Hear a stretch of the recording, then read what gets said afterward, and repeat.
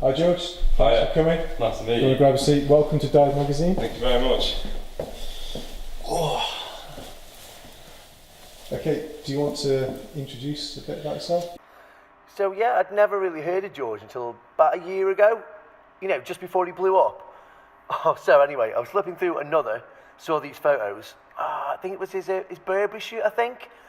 They were like nothing I'd ever seen before. I said to my editors, I was like, wow, we've got to get this guy down here. So we phoned George's manager, and then we phoned George and said, oh, you know, George, we really like your stuff. How'd you fancy coming along and doing an editorial for us? His reply was something along the lines of, sorry boss, I'm booked up for the year. Finally, a year later, we've got him along to do something bigger and better than an editorial. Like a whole documentary and a special just for him. Oh, it's amazing, really.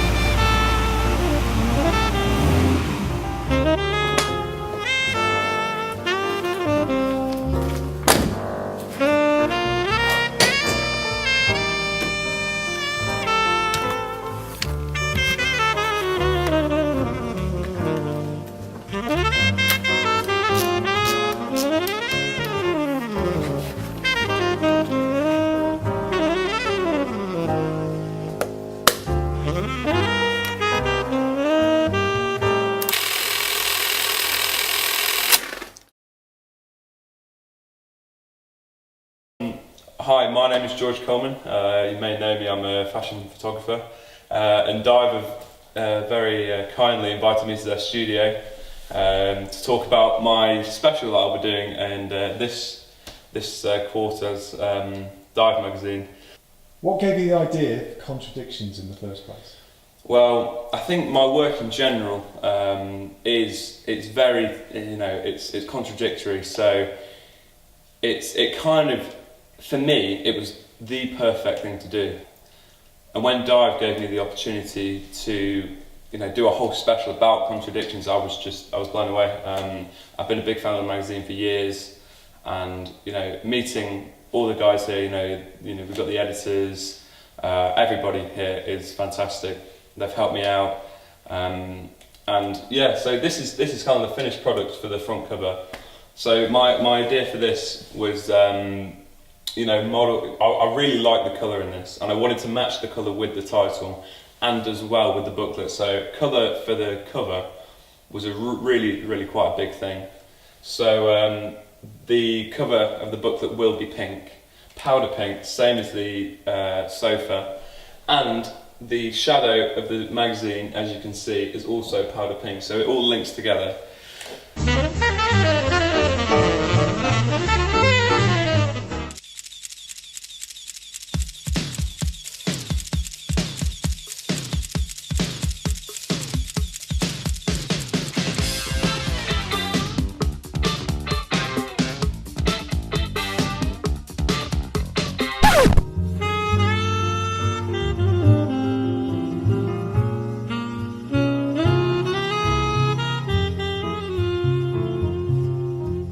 Yeah, I mean, there was, but when isn't there? You've got to overcome things that happen. So yeah, there were shoots that didn't work. There were shoots that I thought were going to be fantastic, and they ended up not working, which was in London. It was outside a beautiful pub called the 𝘿𝙂𝙑𝙀. Loads of flowers in this pub. I thought getting a model in front of that would be fantastic. In streetwear, with the flowers in the background would look fantastic. I couldn't get the shots I wanted. And there was one shot that I thought would be fantastic. It was well framed, had the flowers behind his head, he was reading a book, and he was in like a puffer jacket, but it just wasn't working. I don't know what it was about the photo, it just doesn't feel right. And after looking at those shots, I was like, we need to change location. It was a shame, because I was really looking forward to get some good shots. but it just, you know, for me, it didn't feel right. I didn't feel, and I felt that if we carried on that location, the shots just wouldn't have been, it wouldn't have been usable. So where did you go to? So you were in that location, it didn't work. What was your? We went to a studio that I know very well, and they have like coloured sofas around, black walls, white walls, and it's so we could basically get that colour back. It was actually where we shot this photo. Right. Okay. Yeah. So it kind of it worked out in the end because we got the cover photo, but.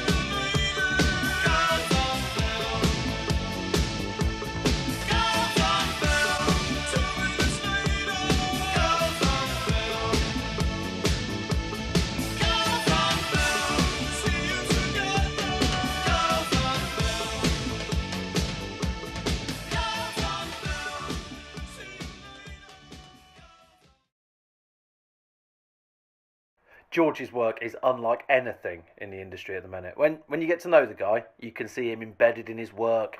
His outlook on life is so similar to the way he takes photos. The rawness of his work, though, that's something extraordinary you can certainly rely on.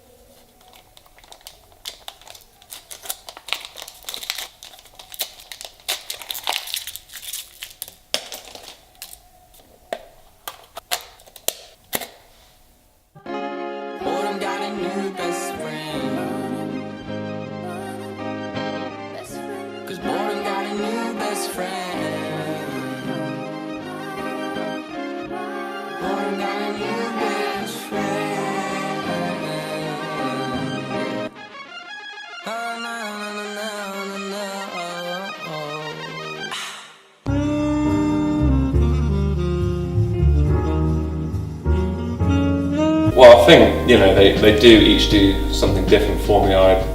You can never achieve a shot on digital the same as you can achieve a shot on Polaroid or on 35mm. My preferred, I have to say I don't have a preferred, because they all have, you know, they all have pros and cons. So, you know, Polaroid, you take a picture, 2 minutes, it's there. Yeah. You take a picture on digital, you just take it out, take the card out, stick it in your computer, it's there. Film, it's that kind of, it's almost, you know, that anxious waiting time. Did the photo come out? You know, will the colours be correct? And it's why I like film. And I think the colour of film is, you know, you can't quite match it, no matter how good your technology is. Just the grain, the film grain, the pastel colours, it's just, yeah, unrivaled.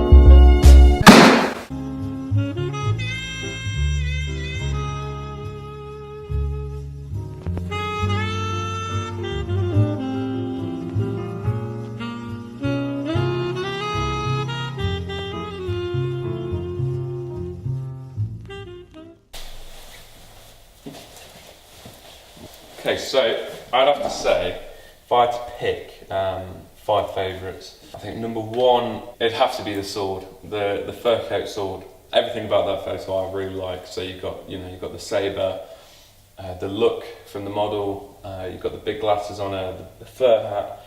That's got to be number 1.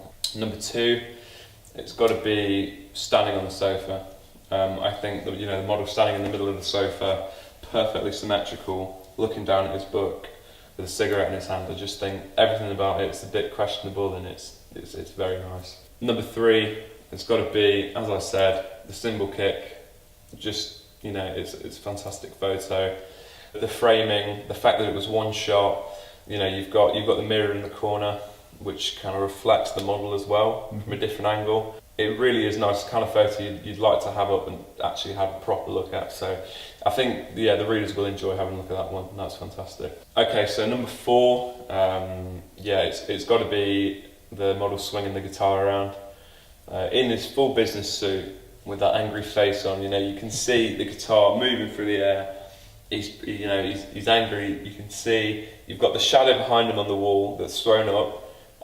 It's just a fantastic photo, and also the location. I mean, he's obviously in quite an old building. You've got old photos up. It just doesn't work. And also the perspective. You're right in front of him.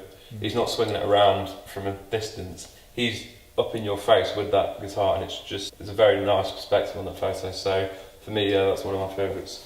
And then I'd have to say my 5th favourite has got to be the flowers. And it's funny because this was almost a photo that didn't work. So we were throwing flowers up in the studio and then letting them fall and getting the photos. And it turned out one of my favourites from that is actually, I took the photo too early, so the model's frozen, and I took the photo there. So, her face is covered by this bunch of flowers, but you can see exactly what, she can see the fur coat, you can see everything, but she's got the flowers in front of her face. And it didn't work. At the time I did it, I was like, oh, that's annoying. Took it back, actually had a proper look at it and thought, you know what, that's actually, and I really like that, that's worked out really well. So, yeah, I'd have to say that they're my top 5. Excellent. Do you need to pause, by the way? You okay? Oh yeah, that's fine. We can carry on. Carry on, okay.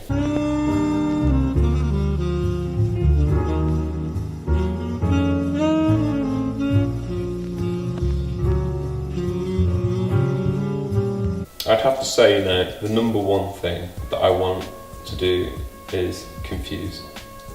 I want to confuse the reader. I want them to open up the first page, read the little blurb and go, oh, this is going to be nice. See that first photo and go, what is this? What is this photo? And have a proper look at it. And hopefully, if they look for it properly, it'd take them quite a while to get through it. Yeah. There's not many images in there. But if you actually look at each image, there's no writing around the image. There's nothing else to distract you. There's just an image with a white border to look at. And I guarantee 5 or 6 times, every time you look at that photo, you'll see something else that you hadn't seen before.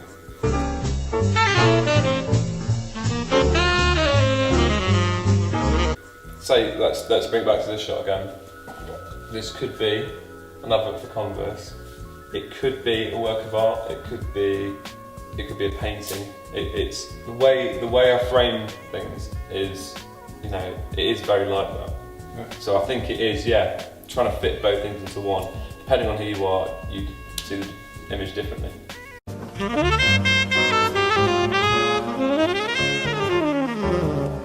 Yeah, I've got one which I would say it's inspiration. It's not copy. So you've got the one of the model in the bathtub with his big burberry coat on, and that is a direct, inspiration from one of 𝘿𝙄's photos with the guy in the bathtub with the tuxedo on, and it's very similar, but I'm not ashamed of it. I know some people might be ashamed of it, I copied him, but it's not. It's inspiration. It's showing, it's flattering.